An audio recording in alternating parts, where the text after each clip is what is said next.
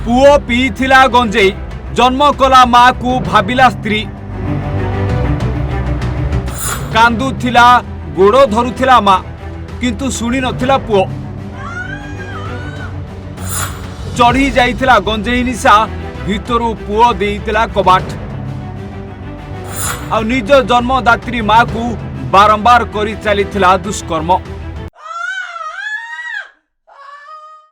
सभ्य समाज रे पुओ आजी ता जन्म कला माँ सह जहा करिछि ताहा शब्द रे वर्णना करबाको आमको मध्य कष्ट लागुछि। एमिति पुओ केउ माँ को केबे न मिलू गंजेई पीला बोली निज माँ को मध्य चिन्हि पारलानी।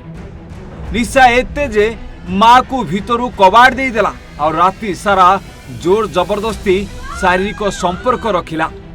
माँ राति सारा चित्कार करिछि किंतु पुओ कबाड़ खोलिनी आ जेतेबेले कबाड़ खोलिला माँ धड़किनी बाहर को दौड़ी आसिला आ जन्म देइथिबा कुलांगार पुओर राक्षस कहानी समस्तंकु कहिथिला जहा परे गाँ शुणी स्तब्ध होइगला और पुलिस को डकागला। पुलिस आसी पुओ को गिरफ कला और एबे घटना सामना को आसिला परे एई पुओर एमिति निष्ठुर एमिति अमनिषपणिया कहानी शुणी समस्ते छानिया। निज माँ को भी छाड़िलानी एई पुओ जीए ताकू एई दुनिया को आनिथिला ताकू करिदेला दुष्कर्म। ये केमितिका पुओ? दशरथपुर ब्लॉक अधीनस्थ मंगलपुर थाना अंचल रे बापी दलई निज जन्म कला माँ को दुष्कर्म करी एबे थाना रे अटक अछि। ए खबर आज समस्तंकर छाती को दोहलाई देछि। सूचना अनुसार बापी शनिवार दिन राति रे अत्यधिक मद गंजेई पी घरे पहुंचीथिला।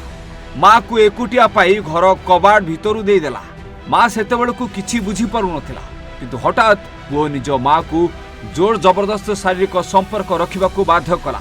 माँ हाथ गोड़ छाटिला और कबाड़ खोली बाहर को जीवाकू चेष्टा कला किंतु पुओ छाड़ी नथिला। शेष में माँ जोर करी पाटी करिबारु साही पड़ोसी आसी पहुंची जाइथिले। माँ बाहर को दौड़ी गला और पदा को जाई पड़ोसी लोकों को घटना संपर्क में कहला और आज थाना रे माँ अभियोग कला परे मंगलपुर पुलिस घटनास्थल में पहुंची तदंत आरंभ करिछि। आ आसामी बापी कुलंगार पुओ को थाना रे अटक रखी पचरा उचरा करिछि आ मामला रुजु करी तदंत आरंभ कर देछि। दशरथपुर ब्लॉक रु सत्य रंजन साहू को रिपोर्ट ओडिशा भास्कर।